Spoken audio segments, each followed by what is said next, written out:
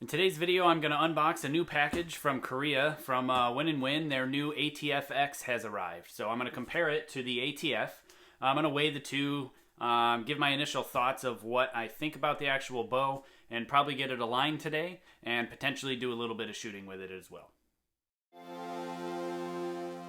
You're watching the Kaminski YouTube channel.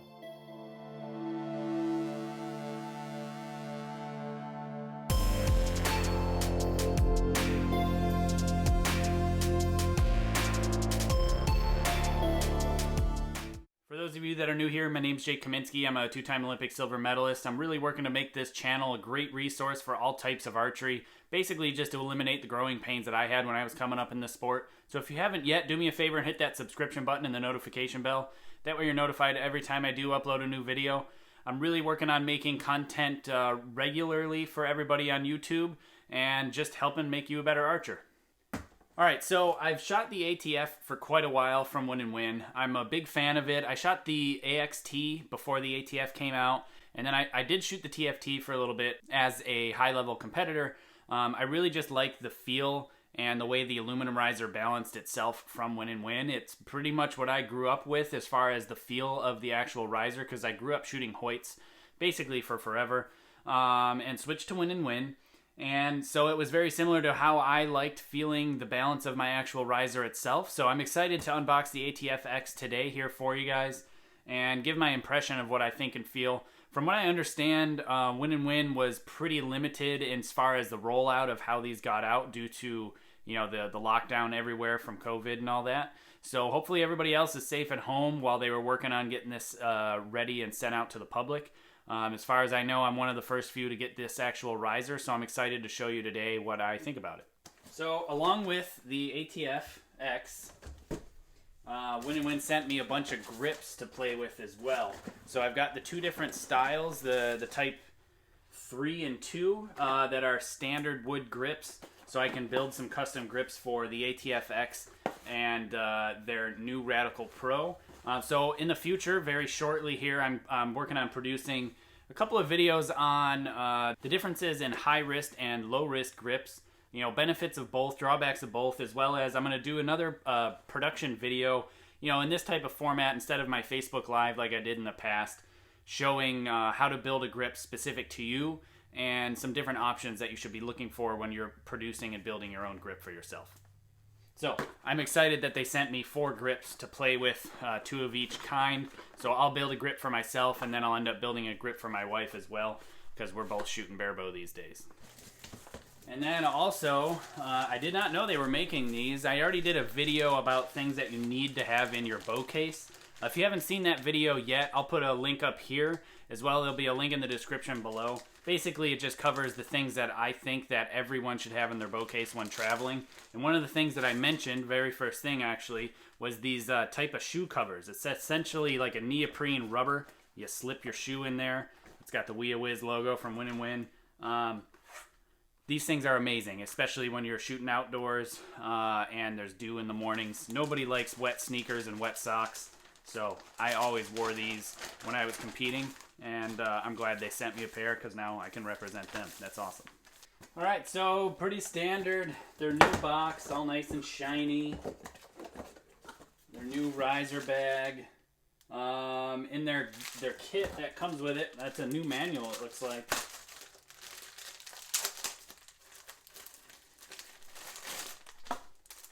I like their little microfiber towel that they always give you. They're nice to have around. Nice for cleanup, luggage tag. And then these are clear protectors for certain areas on the bow, high wear areas. So on the back of the sight window, the plunger hole area, and maybe some shelf protectors, something like that, to basically protect you from dinging it with your arrows. I never put them on there because I'm relatively careful when I put my my arrow in the bow. I don't hit it on stuff all the time. Oh, it's their new catalog, just showing some other stuff. Their factory and whatnot. New pamphlet that they stick with the bow. Their standard manual. And I see they've upgraded now to a little Ziploc type baggie with, looks like all the hardware. Yeah, your standard screw for your clicker. your Allen wrenches, and then a clicker post extension. But we won't be needing any of these things because I'm shooting bare bow, no clicker on these things. And the riser sleeve. I got I forget the name of it. Let me look at the box. This is called Platinum Silver. Is the actual name of the color. It's a really nice looking color. What they've done now is it looks like it's like a blasted finish or like a shot peen type of finish where it's rough. Not rough to the touch, but it's not that gloss finish that you see on a lot of anodized risers. So it's got much more of a dull sheen to it. I am a fan of it being dull because then you don't get much glare in your eyes when you're shooting. Especially in really odd environments and shooting different angles in field archery and things like that. It definitely is a challenge at times. But, so what looks like it's different on the ATF versus the ATF-X. The limb pockets are definitely a lot more robust and thick in both areas, the front and the back. Well, that's interesting. They have a weight mount in the upper pocket in the back side. And they have another one down low in the back. So that's kind of nice to see. Different options on where you can put some weights and things like that. So yeah, the pockets are much thicker. The sight windows thicker and wider. The grip areas look pretty much identical as far as the width. Now on the Radical Pro, I already did a review on that. If you haven't seen that, there'll be a link in the description below. Plus I'll put a card at the top here so you can check that out. But I noticed the same thing on the Radical Pro. They spaced the actual plunger holes further apart than they did on their other stuff. So I don't know if you can see it, but the actual plunger holes themselves are spaced much further apart than these bows. I don't know why they did that. I haven't asked them yet. Maybe I will to figure out why. Yeah, the shape of the riser looks super similar. About the same thickness. Lots of different machine marks on it as far as their machining. They definitely changed the look of the bow quite a lot with a lot of different machining areas. Areas for lightning. It looks like they tried to stretch everything wider to gain a little bit more rigidity in the actual bow itself. And then they compensated by cutting holes in it and reducing the material to keep the weight similar to their other ATF. Inside the pockets, pretty much the same. A slight difference in the actual alignment system itself. It looks basically the same, but there's not much difference. Just a slightly different machine design. Overall looks basically the same. A little more robust in some areas. The limb bolts are the same. Looks like they're using the same limb bolts on the Radical Pro as the ATF-X. Stabilizer, bushings are in the same location. Shelf is in the same location. Plunger holes in the same height. Sight mounting brackets are in the same place. Pretty much everything's about the same. Not much change. So that's good because I liked this one. So I'm assuming I'm going to like this one. Now as far as the balance goes, it's a little bottom pocket heavy. Not much. You can't really compare this one to this one because I've changed the grip quite a bit in through here. And this one's definitely different. I like their grips though that they come with. It's got that soft touch feel to it. So it's got, it's plastic, but it's got that soft touch feel to it. And it feels decent in your hand. For a stock grip, I'm really happy with the stock grips that come on the Win Win bows. They're not necessarily performance oriented as far as that goes. And I'll show you how I like to manipulate and change my grips on my bows. But overall, it looks all right. It feels pretty good. A couple little things here or there. As far as machining goes, it looks pretty good. There are some little handling dings here or there. But I think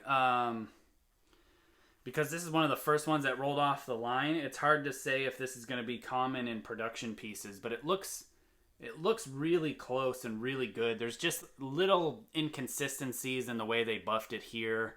No, otherwise, I mean, I don't see much of anything. It feels pretty good. The edges are nice and chamfered.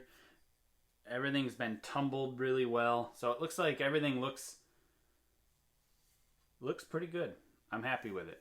Now, usually in another video, I explained that I prefer the painted risers and prefer the powder-coated risers for a couple of reasons.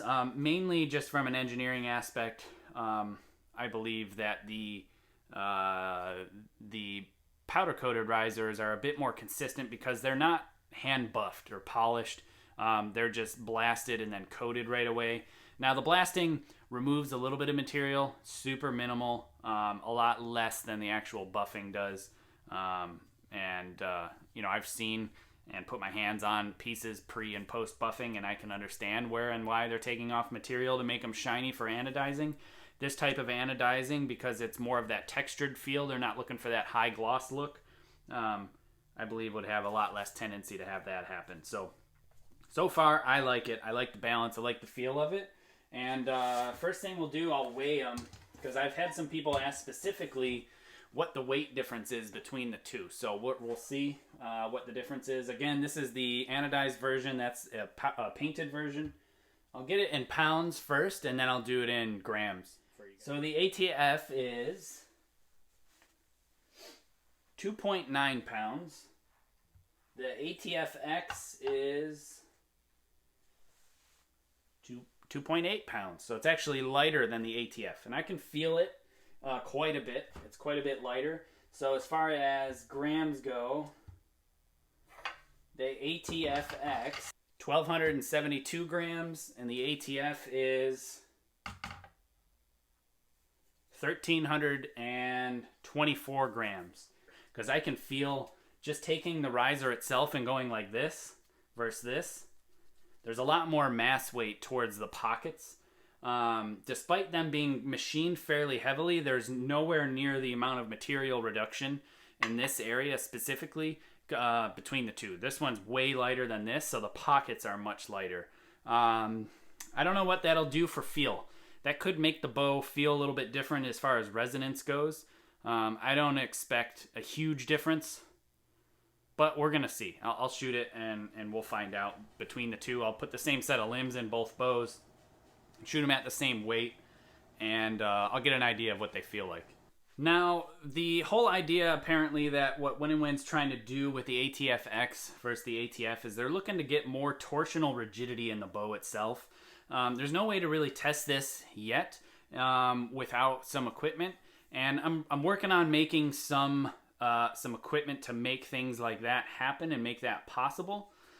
So that's definitely going to be coming out soon. I'm a lot more motivated now to actually test those things because I have two bows from the same company, and specifically they're saying this is more torsionally stable, so that means how much twisting resistance the bow has compared to the other version of the ATF. And I'm going to compare them and really see what I think and how different they actually are in real life when I put them under a stress load at full draw. And we'll see how the risers actually flex. And hopefully we'll be able to get a good comparison between the two. And keep an eye out for that. So I'll do a development video on me building the jigs, the tooling for the actual measurement of flex. And then we'll actually hopefully get to test these things and get an idea of how much or how little they are flexing in real life situations. Because, these companies, they claim all these things with, stability and flex control and things like that, right? But us as consumers, we don't really know. And so I'm going to put that to the test. That's one of the things that I've been kind of wanting to do on this channel. So it's definitely going to be something exciting for me as an individual. Hopefully you're excited as well. And like I said, I'm gonna do it because there's just not that kind of information out there, not that type of info available, like third-party type testing in some respects. There are some, feedback and things like that. Yes, Win Win sent me these bows.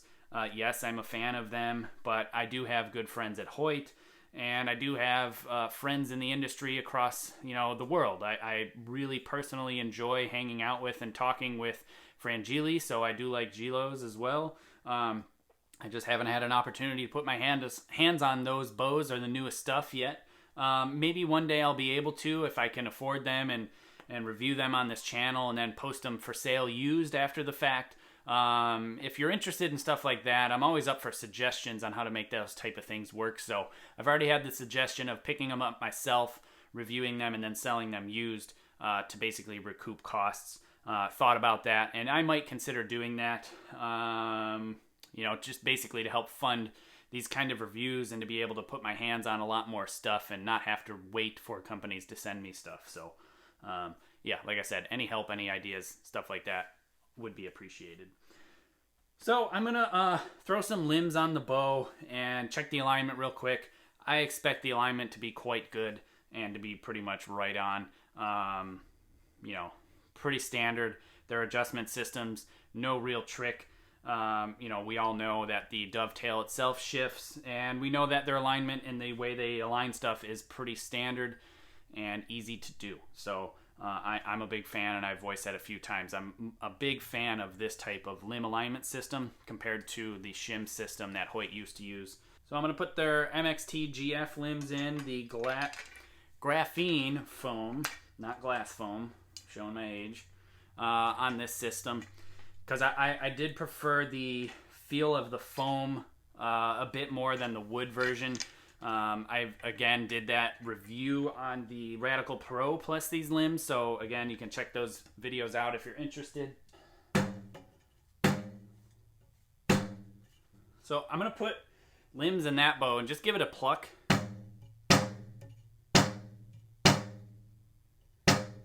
And see if I can feel any sort of initial resonance difference between the two, just out of curiosity.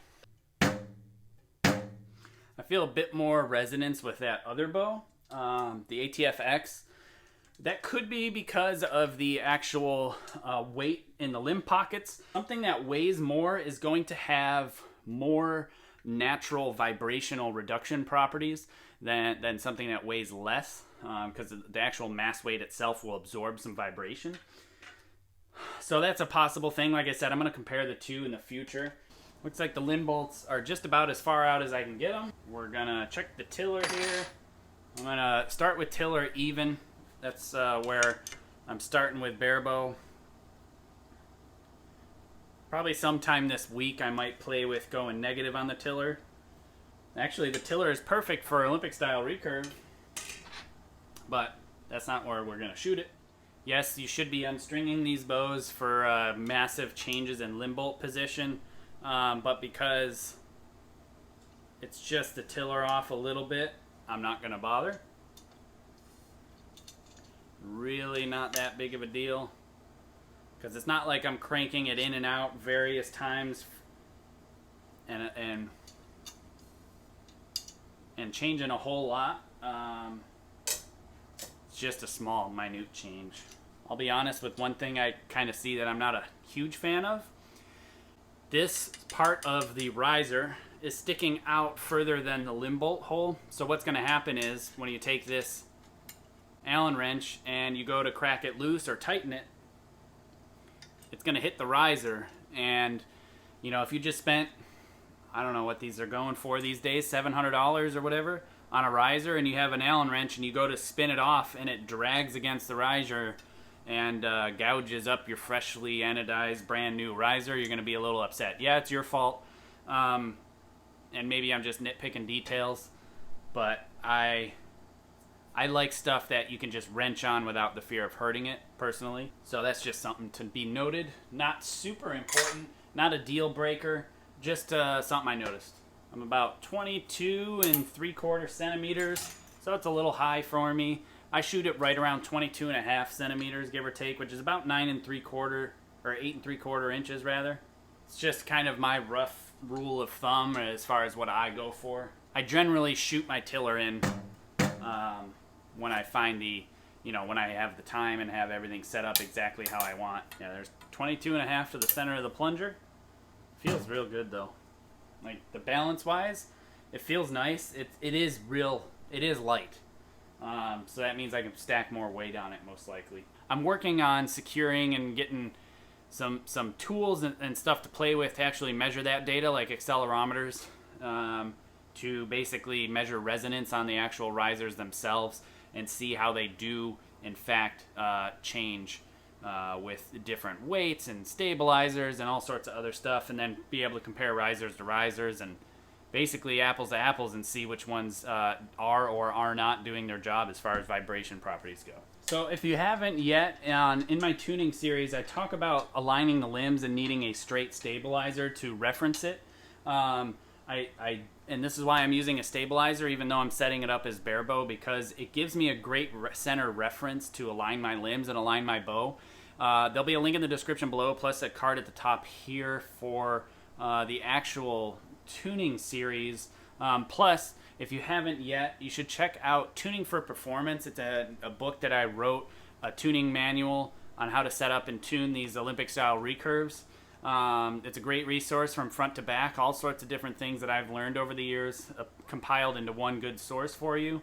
We're still doing pre-sales, or still fulfilling pre-sales, because it's been really crazy and hectic on trying to catch up with all of the orders, plus everything being delayed coming in from our publisher.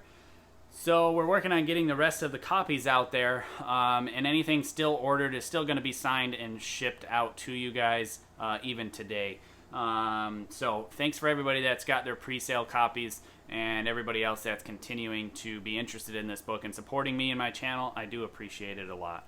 And it comes pretty close. The top's off just slightly. I won't bore you with the actual video of me aligning it. I've already explained that and done that a few times. The alignment's going to be pretty straightforward, easy to do, everything to be expected of with Win Win. So that'll about do it for this video. I'm going to work on getting it ready to be shot. I'm going to go shoot it bare bow. I'll film the footage and we'll do another follow-up video to this actual this video itself. So thanks for watching. I appreciate it. And like I said, if you haven't yet, please do subscribe. Hit that subscription button. I would appreciate it. Thanks for watching, and thank you to my Patreon supporters. If you want to become a Patreon supporter or check out books, apparel, and some seminar info, head to jkaminski.com, and be sure to hit that subscribe button and the notification bell to be notified every time a new video is uploaded. And I appreciate you watching. Thank you again.